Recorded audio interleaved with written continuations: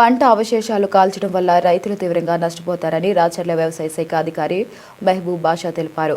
రబీ సీజన్లో కానీ ఖరీఫ్ సీజన్లో కానీ పంటలు సాగు చేసిన రైతులు తమ పొలాల్లో మిగిలిన పంట అవశేషాలను ఎట్టి పరిస్థితుల్లోనూ కాల్చవద్దని ఆయన విజ్ఞప్తి చేశారు.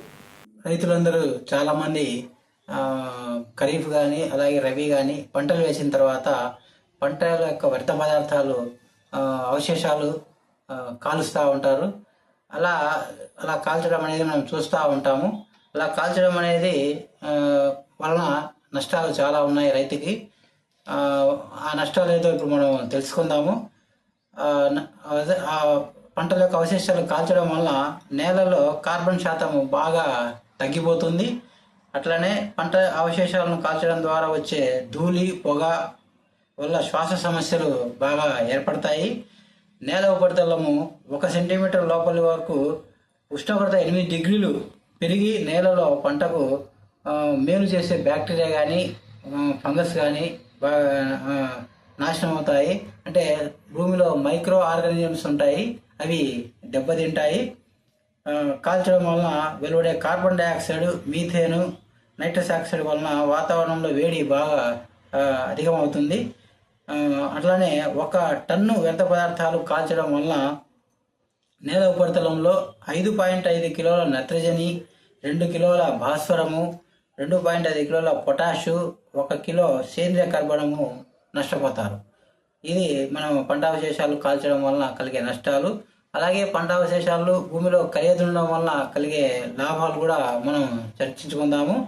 ఈ పంట అవశేషాలు అలాగే మనం భూమిలో కలియదుండడం వలన అలాగే వదిలేయడం వలన పశువులకు మేతగా, బెడ్డింగ్ పదార్థంగా మనకు వాడుకోవచ్చు.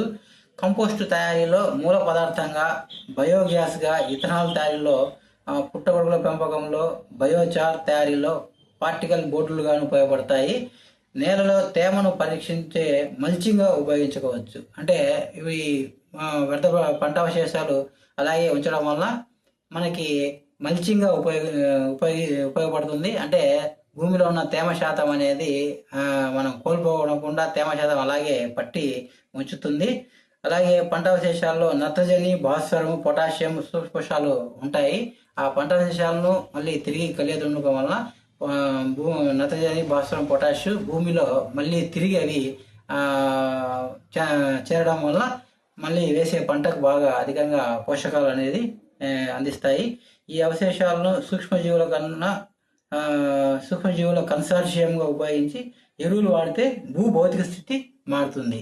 ఈ ఏదైనా చెవుడు కానీ లేకపోతే అటువంటి నేలలు ఉన్నటువంటి రైతులకి ఈ పంట అవశేషాలను అలాగే ఉంచి కలిగి ఉండడం వలన నత్రజని, భాస్వరం, పొటాష్ అధికంగా ఉపయోగపడి అదనంగా మనం ఎరువులు వాడకుండా మనకి పెట్టుబడులు అనేది తగ్గించుకోవడానికి అవకాశం ఉంది.